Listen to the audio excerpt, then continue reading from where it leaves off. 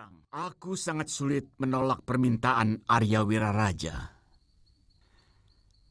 Karena bagaimanapun juga, harus kita akui bahwa keberhasilan perjuangan kita itu tidak lepas dari urun saran Kakang Arya Banyakwide itu. Jadi, keputusanku tadi bukan tanpa pertimbangan. Sebab Wijaya dan kawan-kawannya itu begitu banyak membunuh bala tentara kita. Apa pantas mereka diberi pengampunan? Terutama, aku tidak pernah mengizinkan siapapun untuk menyela pembicaraanku saat aku sedang bicara. Meskipun kamu. Tapi, mereka musuh yang sangat berbahaya, Ayahanda Prabu. Diam, Arda Raja. Kamu boleh bicara kalau aku suruh bicara. Kamu tahu kenapa aku memberikan pengampunan kepada Sanggrama Wijaya? Karena aku melihat kesetiaannya pada negerinya. Sanggrama Wijaya punya sikap yang jelas, sikap seorang kesatria. Tidak seperti kamu, pengkhianat. Tapi Ayahanda Prabu, itu semua karena kecintaan hamba kepada Ayahanda dan juga gelang-gelang. Apakah kamu masih ingat pada saat aku menawarkan kejelasan dirimu? Apakah kamu di pihak gelang-gelang atau di pihak Singasari? Iya. Dan kamu tidak pernah mengatakan kejelasan dirimu. Padahal sikap seorang kesatria itu harus jelas. Tetapi kamu bahkan tega membukakan pintu gerbang untuk musuh mertuamu. Apa karena kamu gentar dengan pasukanku? Seandainya pasukanku yang kalah, barangkali kamu akan mati-matian membela pasukan mertuamu. Itu tidak benar, Ayahanda Prabu. Jauh hari sebelum pecah perang, hamba telah saling mengirimkan trik sandi kepada Paman Patih. Bukankah Ayahanda tersenyum ketika hamba berhasil membuka pintu gerbang utama ke Daton Singosari? Aku tersenyum sebagai panglima perang. Tapi bukan sebagai orang tuamu. Patih, kenapa kamu tidak katakan keterlibatan Arda Raja kepadaku? Tugas hamba memenangkan perang, Gusti Prabu. Apapun caranya. Tapi bagaimanapun juga, aku sadar kalau Sanggrama Wijaya akan menjadi duri di sini. Terutama kalau dia terlalu lama dekat dengan pusat pemerintahan. Secara halus, lebih baik Gusti Prabu tawarkan saja tanah perdikan padanya. Larang dia tinggal di Singosari. Bagaimana kalau mereka menghimpun kekuatan? Kalau di sini, dengan mudah bisa kita awasi gerak-gerik mereka. Siapa saja yang mereka hubungi. Itu benar, Raden.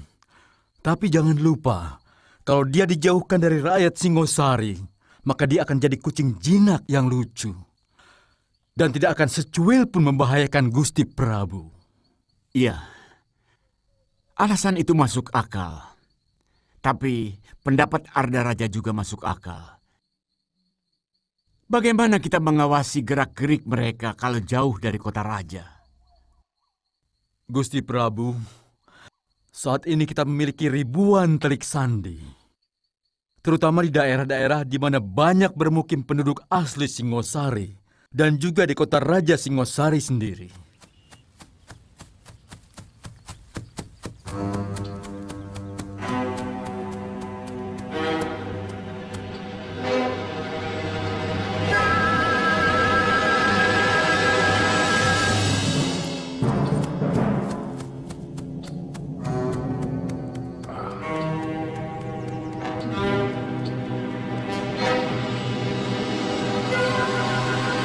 Aku bersumpah, suatu saat aku akan membunuh pengkhianat itu.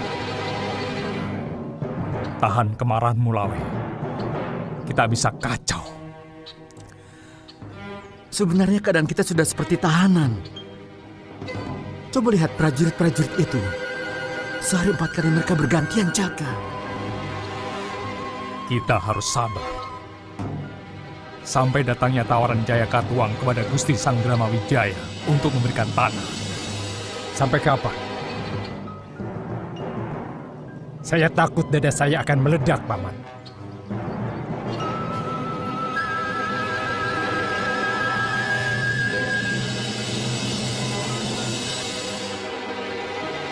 Kalau kamu tidak tahan, lebih baik di dalam rumah saja, Lawi.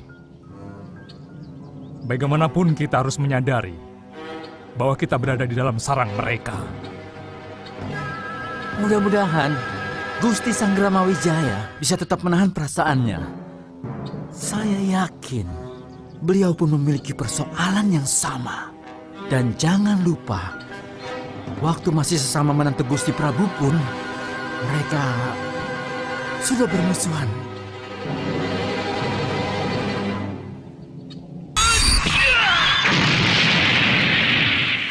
Maling! Maling! Pencuri! Wah!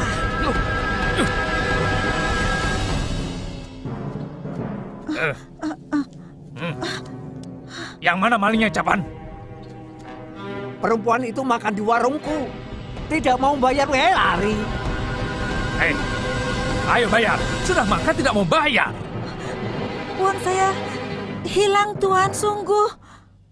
Hei, kamu pendatang baru ya? Di sini sudah terlalu banyak gelandangan. Bikin kacau saja. Cantik-cantik suka mencuri. Maka tidak bayar. Berapa yang dia makan, Capan? 17 kepeng. Kamu harus bayar. Saya pasti akan membayar. Tapi saya akan mencari uang saya dulu, mungkin jatuh. Kamu akan kuserahkan kepada tentara kerajaan. Asal kamu tahu, mereka jauh tidak punya hati daripada aku.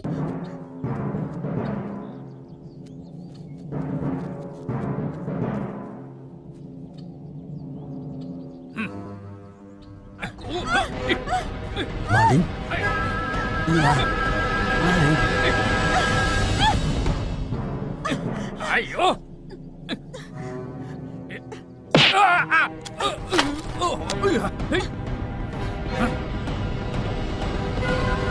Kurang ajar.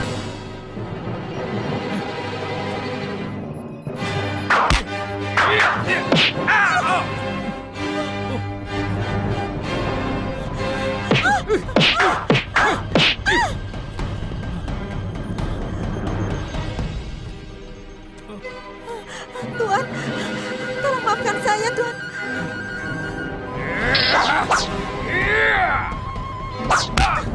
Aku paling tidak suka kalau laki-laki menyakiti wanita.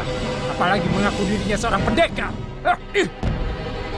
Jangan ikut campur ke sana. Dia maling yang meresahkan warga kota. Aku keamanan pasar di sini. Dia sudah mengatakan bahwa uangnya hilang. Hah, itu alasan saja. Tapi sekarang itu semua tidak penting. Kamu sudah berani menghalangiku. Berarti sudah nekat menantang Samba.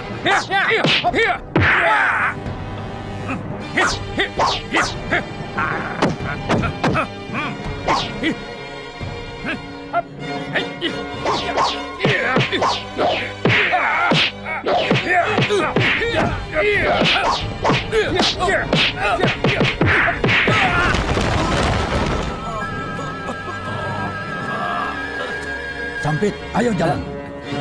Iya, Tuan.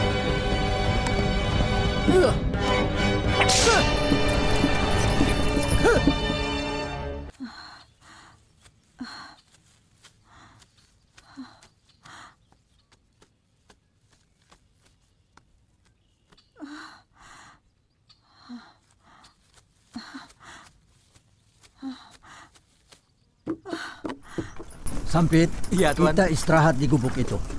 Dan kita santap makanan yang kamu beli tadi. Kalau namanya makan ya panut aja.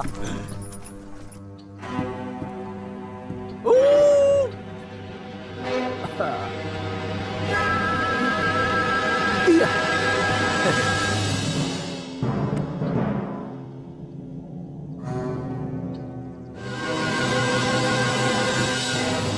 Makan itu yang penting kan yang dimakan. Iya, kalau tidak ada yang dimakan lah namanya masuk angin.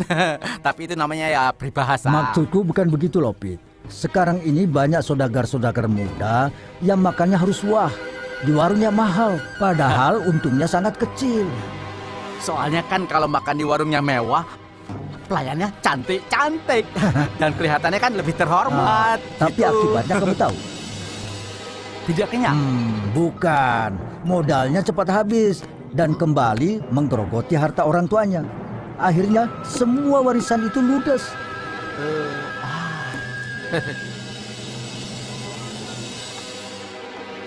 Orang kalau mau kaya harus bisa ngirit. Iya Tuan, nasi timbel dari rumah juga enak. Kalau dimakan waktu lapar. Nah itu kamu tahu. Dan sekarang saya lapar sekali. Nah, Saya juga Tuan. tentu. Tapi karena kamu batur saya, maka selapar apapun kamu baru boleh makan setelah saya kenyang. Begitu toh aturannya yang lazim. Iya, betul aturan Tuan. Itu namanya tahu diri. Dan saya tahu diri. Ini kendinya Tuan.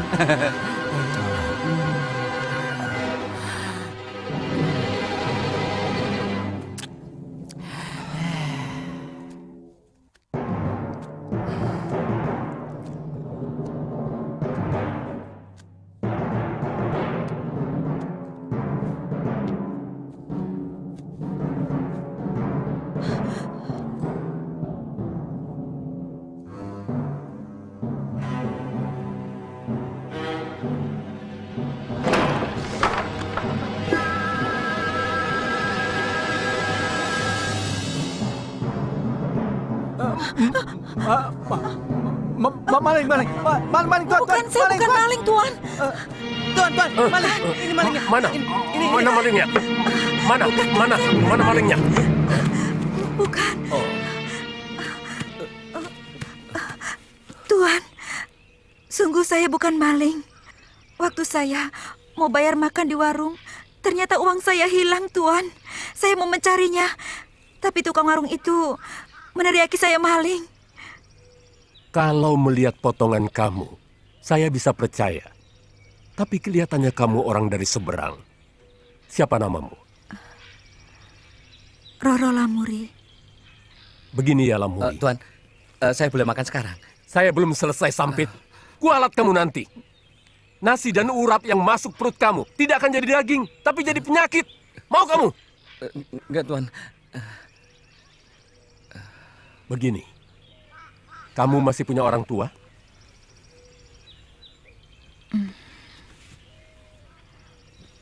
Sudah meninggal, Tuan. Suami? Sampit. Ya, Tuan. Kamu boleh makan, tapi ayamnya bagianku. Benar, Tuan. Nanti Tuan tidak mengutuk saya. Jangan sampai keputusanku berubah, Sampit. Iya, Tuan. Iya.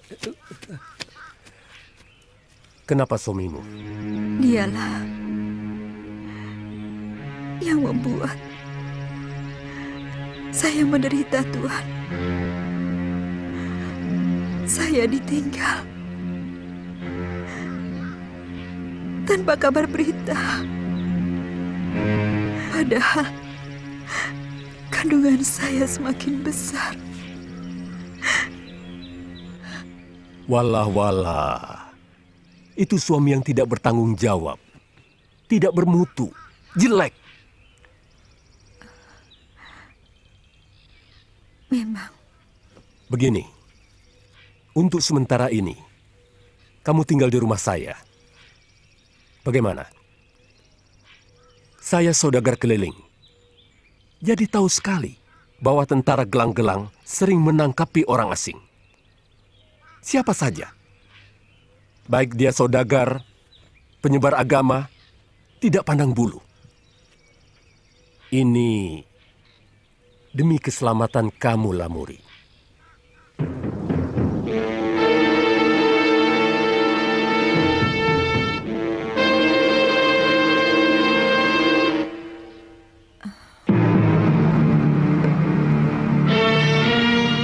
Langkah-langkah yang dilakukan Prabu Jayakatwang itu biasa dilakukan oleh penguasa negeri yang menang. Biasanya, mereka membiarkan negeri taklukannya itu hancur. dan melarang para pedagang untuk berniaga di sana. Siapa yang diberi kekuasaan di kota Raja Singosari, Gusti? Saya dengar Mantri Segoro Winotan dan ribuan tentara untuk berjaga-jaga di sana. Rupanya mereka ketakutan kalau orang-orang kita di sana akan berontak. Saya kira bukan karena itu.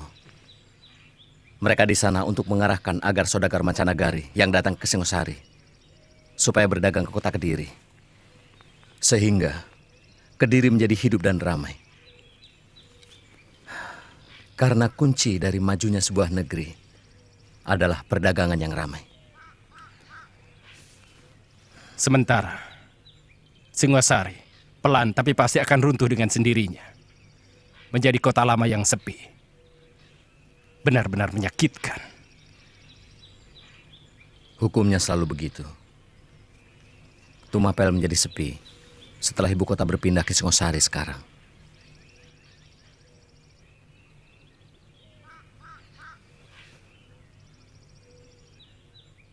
Sampai kapan kita akan di sini, Gusti? Ada selentingan bahwa Prabu Jaya Katuang jadi memberikan tanah perdikan pada saya. Kalau itu terjadi, apa Gusti tetap akan meminta tanah tarik? Ya. Seperti pesan Paman Arya Wiraraja. Cara berpikir Kakang Banyak Wide kadang-kadang sulit ditebak. Sulit untuk dimengerti. Tarik begitu terpencil.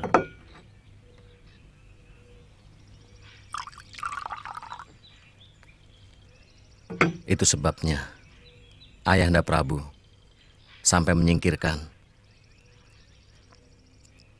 Paman Arya Wiraraja ke Sumenep.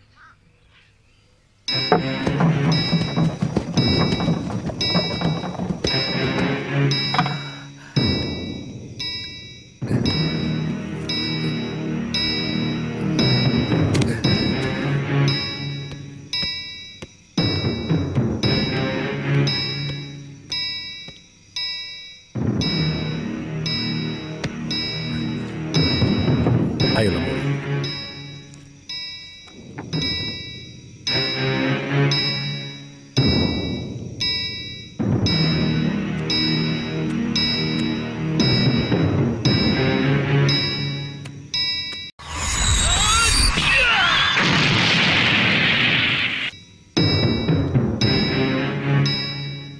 Nyi? Nyi? Nyi? Aku pulang, Nyi. Nyi? Waduh, Nyi. Tentara gelang-gelang bikin susah di mana-mana. Saya tidak tanya. Saya juga cuma memberitahu kok. Maksud Kakang, karena tentara itu, jadi Kakang pulang lebih larut? Iya. Bukannya karena main-main sama perempuan gendakanmu itu? Walah, kapan saya pernah punya gendakan? Saya itu kalau sudah niatnya dagang, ya dagang. Gendakan apa? Ngawur kamu. Yang benar. Ya, keuntungan hari ini lumayan, Nyi. Kamu, saya belikan kalung buatan Suwarna Bumi. Ada bekas tentara Singasari yang pernah ikut perang ke sana. Dan dia menjual kalungnya. Bagus kan? Pedagang sejati itu dalam keadaan apapun harus bisa selamat. Di zaman Gusti Prabu Kertanegara, kita dagang pangan. Karena kita tahu Sang Prabu itu gila perang. Dan raja yang gila perang itu pasti tidak pernah mikir pangan rakyatnya. Beras sepi di pasaran, Nyi. Karena itu, Kakang dan para pedagang lainnya memborong beras dan menimbunnya di lumbung.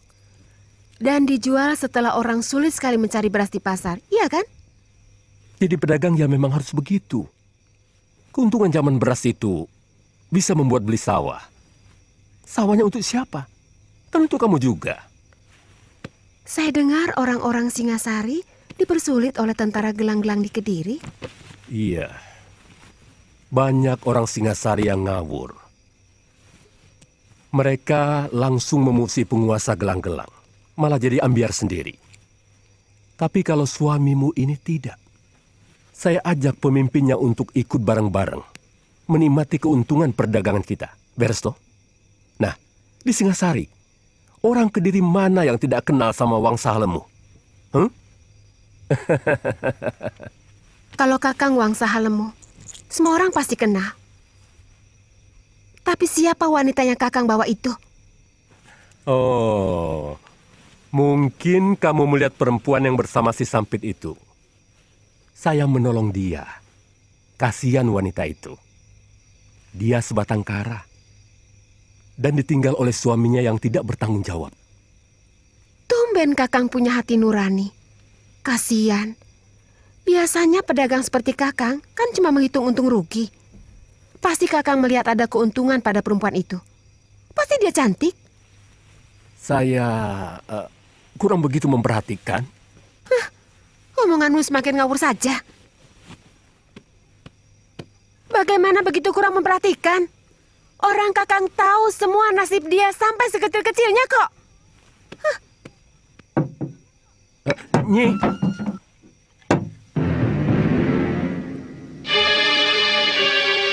Walah. Bisa perang Baratayuda lagi. Ya. Sendirian lagi malam ini. Ya.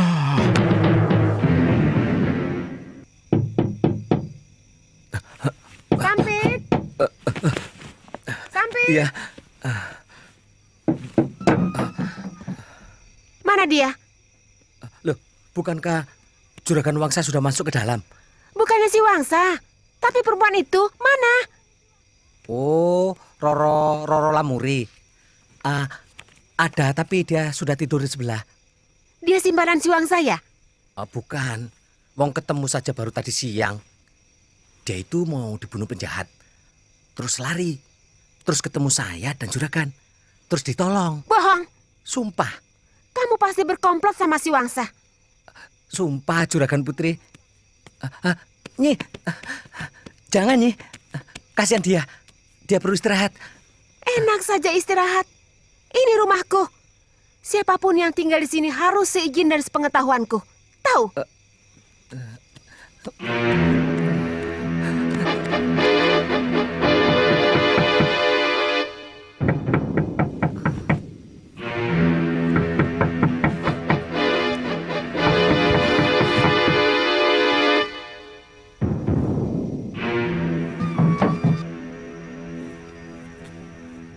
Siapa kamu?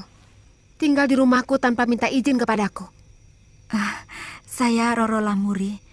Tuan itu memberikan tumpangan kepada saya untuk bermalam di sini. Kamu sudah kenal baik dengan si gendut itu ya? Tidak, Nyi. Baru tadi kami bertemu. Saya sedang mencari suami saya. Rumah saya jauh sekali dari sini. Kamu kan perempuan. Kenapa keluyuran jauh-jauh sampai ke Singasari ini? Siapa tahu suami saya mencari pekerjaan di kota raja ini. Baik, sementara kamu boleh tinggal di rumahku. Tapi di dunia ini tidak ada yang cuma-cuma. Kamu harus membantu pekerjaanku. Tentunya bangunnya harus pagi. Lebih pagi dari aku, mengerti? Iya, saya mengerti, Nyi.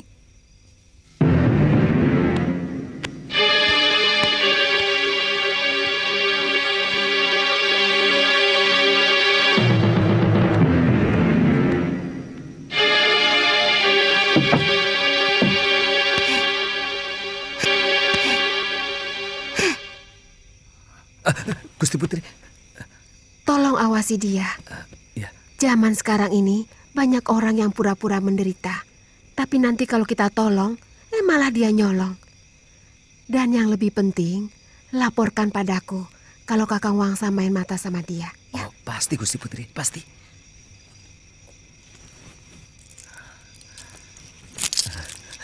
Pokoknya Gusti, saya lebih mengutamakan keselamatan Gusti Putri. Tapi kalau misalnya terjadi apa-apa dengan laporan saya, jangan bilang saya yang lapor.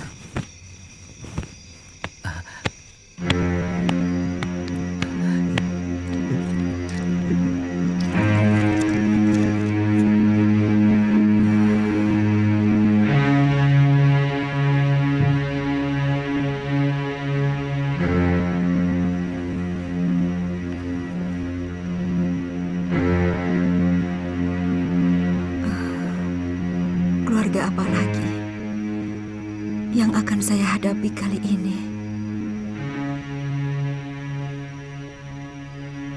Kakak Loh, rasanya begitu gelap hidup saya ini, Kak.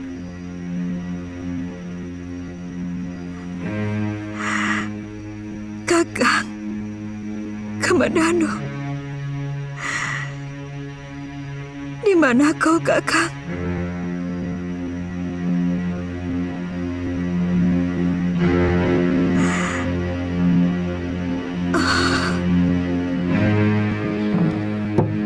Panji!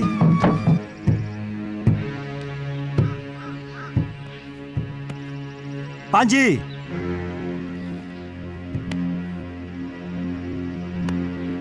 Panji!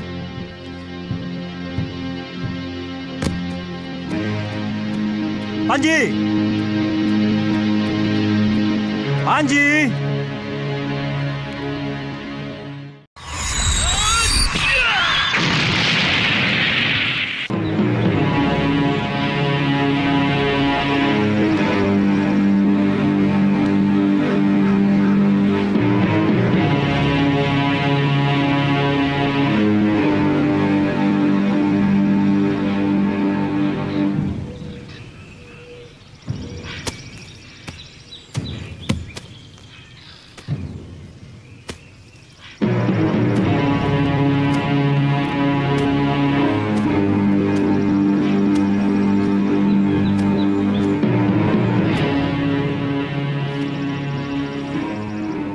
Panji, Panji, ayo bangun. Paman, Panji nunggu Kijang kemarin lewat, Paman. Tidak muncul-muncul. Berapa kali Paman bilang, Panji tidak boleh main terlalu jauh dari pondok. Tapi Panji ingin lihat anak Kijang itu, Paman. Kalau Panji tidak mau nurut dengan Paman, Panji lebih baik pergi dari sini. Paman tidak mau melihat kamu diterkam macan atau dicabik-cabik taring babi hutan. Sebab kamu masih dalam tanggung jawab Paman. Lain kalau kamu pergi dari sini. Jadi Paman tidak bertanggung jawab lagi. Maafkan Panji, Paman. Panji tidak akan melakukan lagi. Panji jangan disuruh pergi. Panji mau ikut siapa? Panji takut, Paman. Itu urusan kamu, Panji. Paman tidak mau tahu.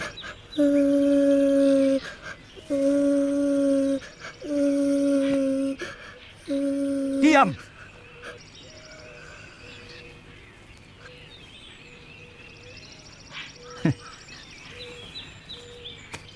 Dengar, Panji. Lelaki hanya boleh menangis dengan hatinya, tapi tidak dengan air matanya.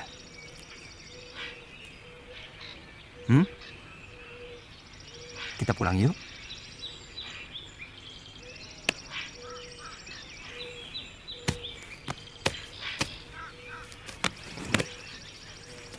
Panji tahu kenapa Paman marah? Tidak. Karena Paman melihat Panji sudah tidak pernah latihan silat lagi. Panji lebih suka bermain. Padahal ilmu silat itu sangat penting bagi seorang lelaki. Apa Panji ingin jadi orang yang selalu dilecehkan dan diperbudak oleh orang lain? Tidak, Paman. Makanya, Panji harus rajin latihan. Biar nanti bisa seperti Paman.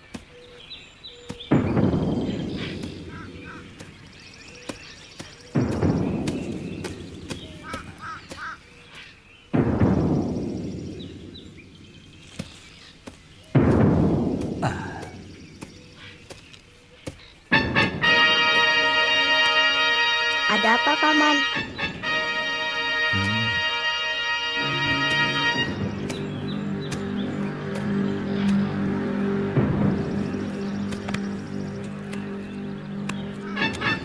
Kamu tunggu di dalam.